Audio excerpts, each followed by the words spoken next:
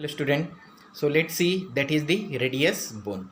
So radius bone, it is the bone of the forearm and it is located on the lateral side of the forearm, and it is the type of bone that is the long bone, and it is homologous with the tibia of the lower limb.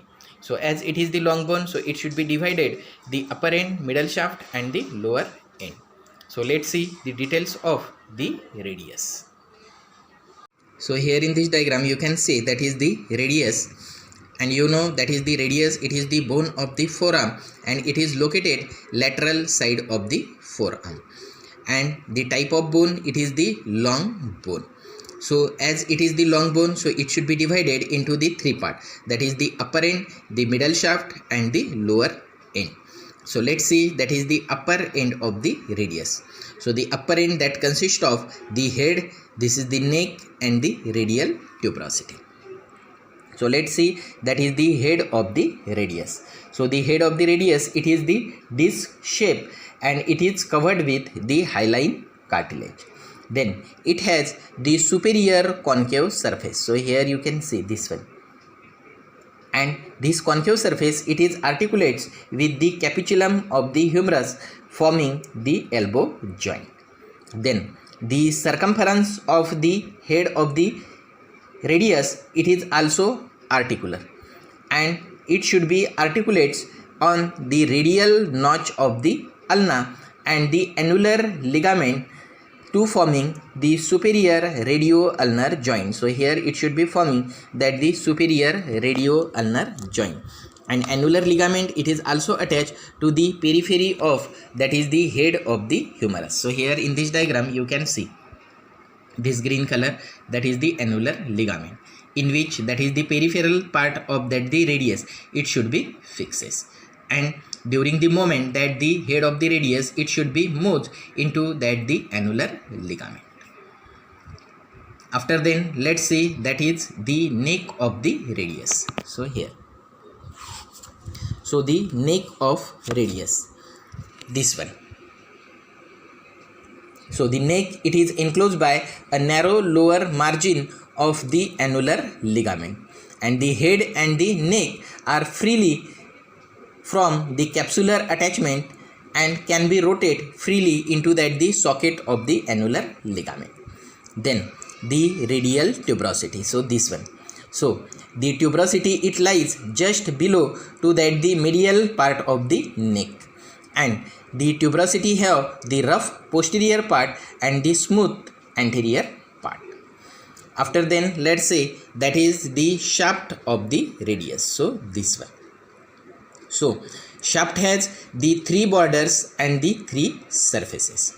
So let's see that is the borders of the radius. So it has the anterior border, then the posterior border and the medial or the interosseous border. So here that is the anterior border, opposite to it that is the posterior border, and this one, this is the medial border, or that is also called the interosseous border. So let's see that is the anterior border. So anterior border, it is extends from the anterior margin of the radial tuberosity. So from this, and it goes downwards and ends into that the styloid process. So here from this region it should be goes downwards and end into that the styloid process. It is oblique in the upper half of the shaft. So here you can see this one, and in the vertical into that the lower half. So this one, the oblique part, it is called the anterior oblique line. So here you can see this one, and the lower vertical part, it is the crest like. So this one. Then the posterior border. So in the another diagram we can see this is the posterior border. This is the posterior view of the radius. So the posterior border, it is the mirror image of the anterior border, and it is clearly defined in the middle 1/3. The upper oblique part, so this one, this border, upper oblique part, it is known as the posterior oblique line. So this one. Then the medial or the interosseous border. So here you can see this one.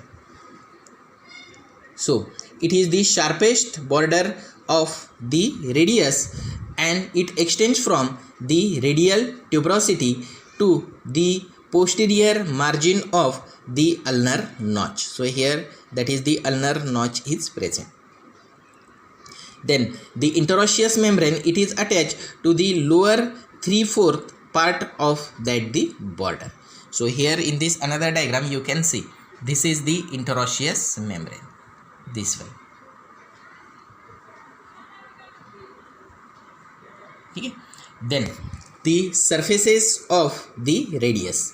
So there are the three surfaces are present: the anterior surface, the posterior surface, and the lateral surface. So let's see, that is the anterior surface. So the anterior surface, it lies between the anterior and the interosseous border, means this surface. So that is the anterior surface. The nutrient foramen is open into the upper part and directed upwards. And the nutrient artery, it is the branch of anterior interosseous artery which enters into this nutrient foramen. Then the posterior surface. So here you can see that is the posterior surface. So it is present between that the posterior and the interosseous border. So this is the posterior border and this is the interosseous or the medial border. So this surface, it is the posterior surface. Then the lateral surface. So the lateral surface, it should be present between that the anterior border and the posterior border, means this surface. So this is the lateral surface. Then the lower end. So this one. So the lower end, it is the widest part of the bone and it has the 5 surfaces. So here 5 surfaces. First, that is the anterior surface, then opposite to it posterior surface, then the medial surface, this one, then this is the lateral surface, and this is the inferior surface. So let's see, that is the anterior surface. So anterior surface is from the thick prominent ridge and the radial artery, it is palpated against that this surface. So here that is the thick ridge is present, where that is the radial artery, it should be palpated. Then the posterior surface. So here this one. So the posterior surface, it shows the 4th vertical groove. So here you can see that is the grooves are present, and these grooves, it is for the extensor tendon and the dorsal tubercle. So here the dorsal tubercle, it lies on the oblique groove. Then the medial surface. So this one, here you can see this is the medial surface. So it is occupied by the ulnar notch and it articulates with that is the head of the ulna. So here to form the inferior radio-ulnar joint. Then the lateral surface. So this one. So it is prolonged downwards to form the styloid process. So here that is called the styloid process. And then the inferior surface. So this one. So inferior surface, it bears a triangular area for the scaphoid bone and the medial quadrangular area for the lunate bone. So here in this diagram you can see that is the inferior surface. So here the triangular area for the scaphoid and here quadrangular area for the lunate bone. And this surface, it takes part to forming the wrist joint. So that is the features of the radius. See the side determination of the bone. So the smaller circular upper end, it is concave, and constricted part, it is called the neck. And just below to that the medial aspect, there is present that is the radial tuberosity, this one. Then the lower end, it is wider and thick with pointed styloid process which is present on the lateral side. And the prominent dorsal surface. So here which shows that is the vertical groove, this one. Then the medial border, this one, which is the sharpest border. So this is also called the interosseous border, this one. So that is the site determination. So these are the muscle attachment of the radius, and as you know, that is the red color or the pink color, it denotes the origin of muscle, and the blue color it denotes that is the insertion of the muscle. So first, that is the insertion of the bicep brachii. It is present rough posterior part of the radial tuberosity. So here you can see. Then the supinator, so this one, the supinator, it should be inserted on the upper part of the lateral surface of the radius, so this one. Then the pronator teres, so that is the pronator teres, it should be inserted on the middle of the lateral surface, this one. Then the brachioradialis, so this one. So the brachioradialis, it is inserted into the lower part of the lateral surface of the styloid process, so this one. Then the radial head of the flexure digitorum superficialis, so this one. It is originate from the anterior oblique line, this one. Then the flexure pollicis longus, so this one, flexure pollicis longus. It is originate from the upper 2/3 of the anterior surface of the radius. Then the pronator quadratus, so it is inserted, this one. This is the pronator quadratus, so it should be inserted into the lower part of the anterior surface of the radius. Then that is the abductor pollicis longus. So in the posterior side, here you can see that is the origin of the abductor pollicis longus, and that is the extensor pollicis brevis, so this one. So these two muscle, they should be originate from the posterior surface of the radius. Then the quadrate ligament, so here, that is the quadrate ligament, it is attached to the medial part of the neck, so here. Then the oblique cord, so the oblique cord, it is attached to the medial side just below to that the radial tuberosity. So here in this diagram you can see this one, that is the oblique cord. So here the radial tuberosity, and below to it that the present, and here this one. Then let's see that is the remaining part of the attachment. Then the articular capsule of the wrist joint, so here you can see this one.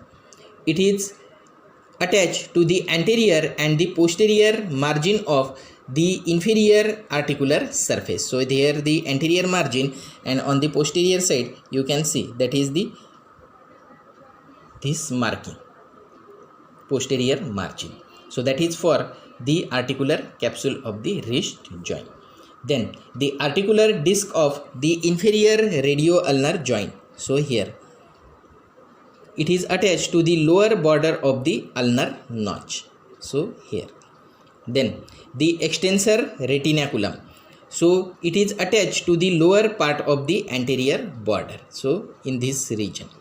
And the interosseous membrane, so here it should be attached to that the lower 3/4 of the interosseous border, so this one.